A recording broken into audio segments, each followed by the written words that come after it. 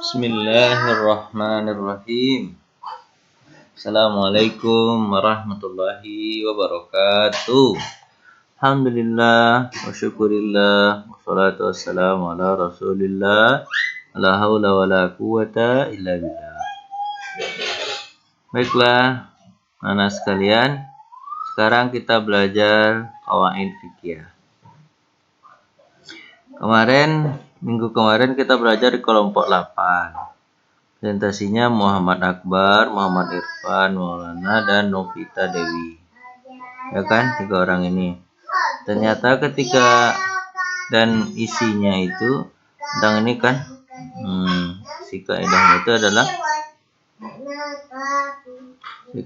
itu adalah masa bata bisyar'i muqaddam ala ma wajaba bisyarti, kan itu.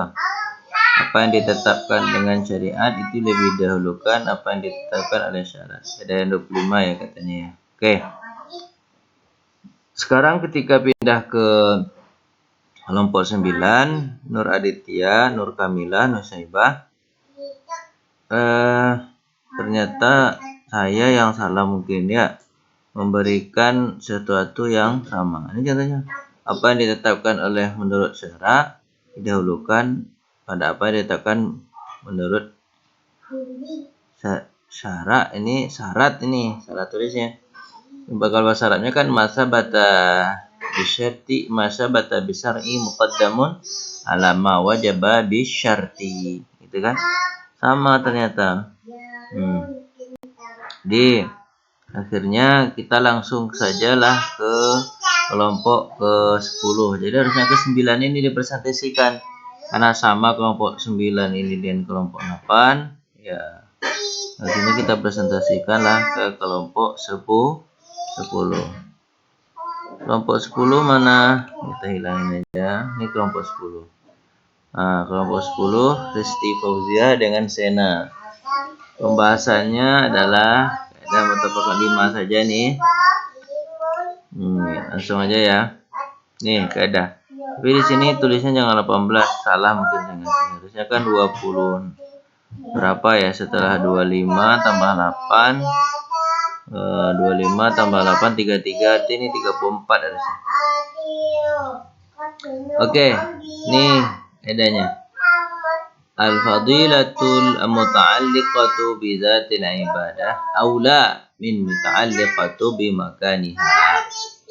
Al-fadilah, keutamaan itu muta'alliqatu bi dzatil ibadah, yang berhubungan dengan zatnya ibadah atau intinya ibadah itu lebih utama, lebih utama min muta'alliqati bi makaniha, daripada yang berkaitan dengan tempat. Jadi keutamaan ibadah itu lebih utama daripada mengutamakan tempat. Misalnya ya, sholat di rumah berjamaah, kan zatnya ibadah itu sholat di rumah berjamaah kan, itu lebih utama daripada sholat di masjid sendirian. Kenapa? Karena yang lebih utama itu adalah zatnya ibadah, bukan tempat ibadah. Kalau kita mengartikan beginilah ya, kalau kita kiaskan juga misalnya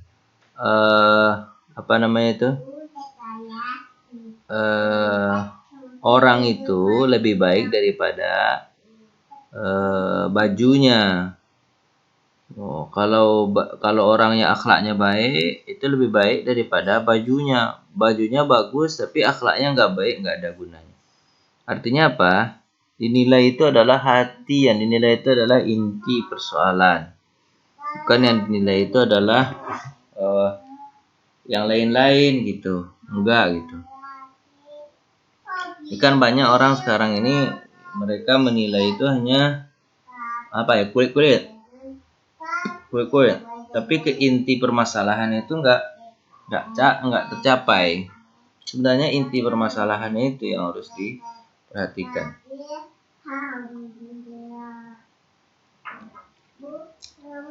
Orang sekarang tergiur dengan pencitraan kan?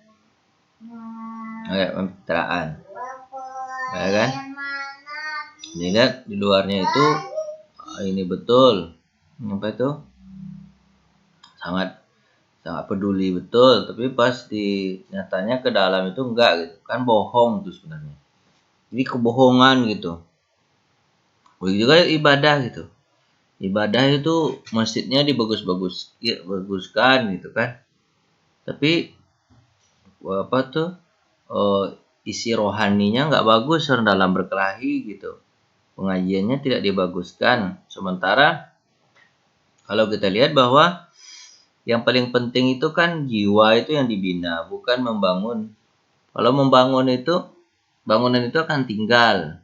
Tapi kalau jiwanya yang dibina, kemudian diadakan pelatihan-pelatihan ini dan pelatihan itu di masjid, maka itu lebih baik daripada membaguskan masjid tapi tidak membangun manusianya. Nah, ini dikatakan ini kaidah ini. Al-fadilatu muta'alliqatu bizatil ibadah.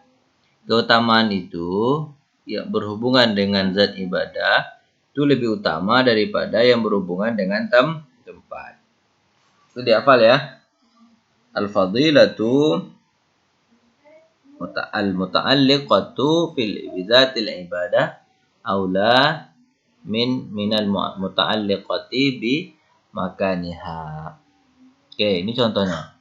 Salat fardu di masjid lebih utama daripada sholat sendirian di luar masjid. Ini tentu lebih bagus lagi.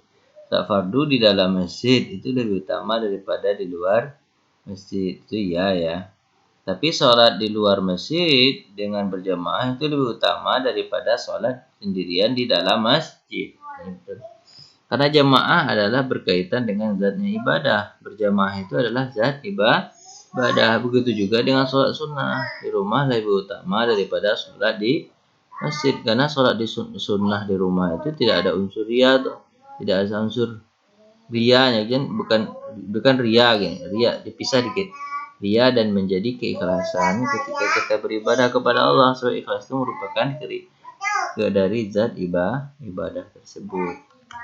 Nah, sholat sendirian, jadi sholat sunnah di rumah itu lebih utama daripada sholat di masjid. Kaidah ke-19 kita besarkan aja lah. Ke-19 al-wajib la yutraku illa liwajibin. Kewajiban itu tidak ditinggalkan kecuali kalau datang kewajiban yang lain. Ya kan? Kalau ada kewajiban yang lebih maslahat daripada kewajiban yang pertama, maka itu lebih utama dilaksanakan daripada lebih utama dilaksanakan dan tinggalkan kewajiban yang dulu. Contoh gini kan, ini contohnya. Sesuatu yang telah diwajibkan tidak boleh ditinggalkan kecuali ada sesuatu kewajiban yang lain, kan itu nama kaidah. Dan tidak boleh meninggalkan kecuali ada sesuatu kewajiban yang mengharuskan. Hukum memotong tangan dalam pidana pencurian adalah wajib. Jadi berapa yang dia curi bukan sembarang curian ya. Lebih satu nisab itu sekitar 90 juta. Baru potong tangan ya. Kurang daripada itu tidak ya. Kurang daripada itu tidak dipotong tangan. Jangan sembarang barang aja orang mencuri 10.000 potong tangannya. Enggak. Lebih dulu 90 juta. Ya kan? Terus yang potong tangan. Terus yang potong tangan itu kewajiban. Tidak potong tangan pun kewajiban. Menjaga tangan orang supaya tidak dipotongkan kewajiban. Tapi kewajiban potong tangan itu datang dan ditinggalkan kewajiban untuk memelihara tangan orang itu karena ada kemaslahatan memotong tangannya lebih maslahat daripada membiarkan tangannya. Sebab apa? Nanti kalau begitu nanti dia akan bisa mencuri lagi. Sebab biasanya tidak diwajibkan melakukan memotong tangan itu diharamkan karena perbuatan itu merupakan tindak pidana melukai anggota tubuh. Itu ditinggalkan, memelihara tangan itu ditinggalkan karena ada kewajiban untuk memotong tangan.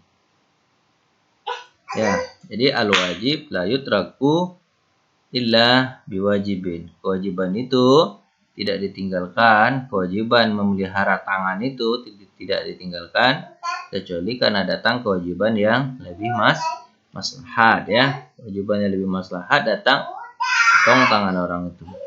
Ya. Memukisos orang itu adalah menjaga jiwa orang itu wajib. Tapi mengkisos orang juga wajib. Apa sebab? Karena kewajiban yang mengkisos orang itu karena untuk memelihara jiwa orang yang lain yang banyak. Nah, lanjut. Ma'au jaba a'zamu amraini bi khususihi la yujabu ahwanuhuma bi umumihi. Sesuatu yang diwajibkan yang lebih besar daripada dua perkara karena kekhususannya tidaklah diwajibkan yang lebih ringan dari keduanya karena keumumannya. Nih, bak kalian perhatikan ini. Contoh, meraba dan mencium tidak wajib ditakzir bagi orang yang melakukan zina karena terkena kewajiban yang lebih besar yakni hudud zina. Takzir itu kan ini ya menghukum sedikit aja, itu namanya takzir.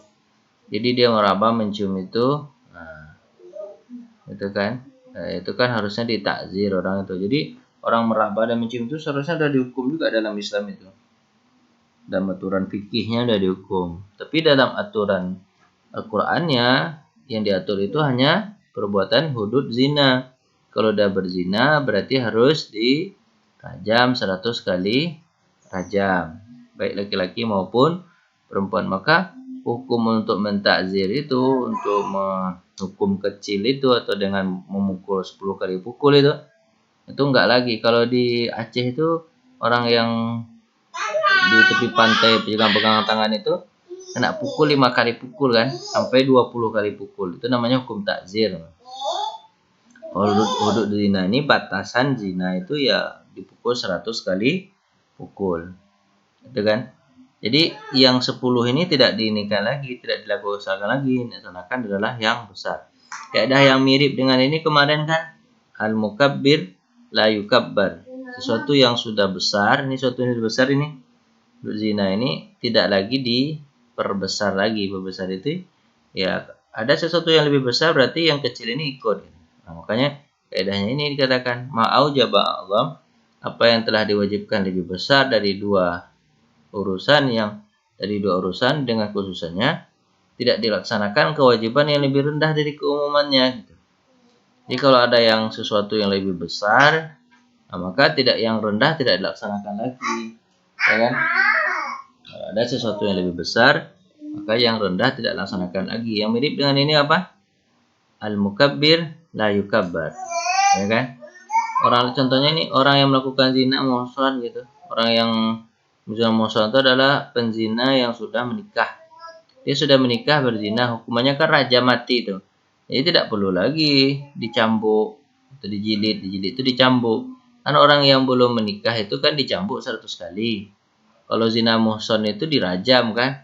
Enggak perlu lagi dia dicambuk, kan sudah dirajam. Itu yang sudah besar jangan diperbesarkan lah lagi. Ya kan?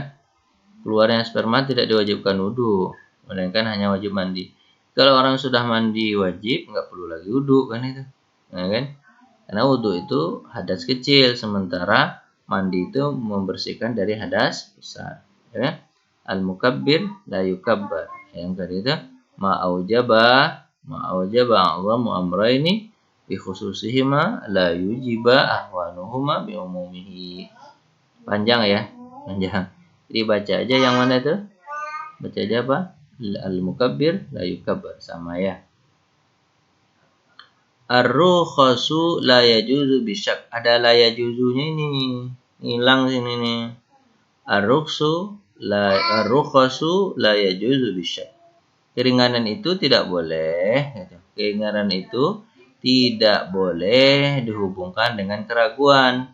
Jadi kalau ada keraguan tidak boleh ngambil keringanan. Contohnya misalnya di sini ada merupakan. Jadi kalau ragu kita berangkat ini contohnya ke tempat rumah kakek katanya kan di kota yang jaraknya hanya sekitar 30 meter tapi karena macet di Jakarta jadi sekitar 2 jam atau 3 jam padahal dia cuma 30 kilo gitu.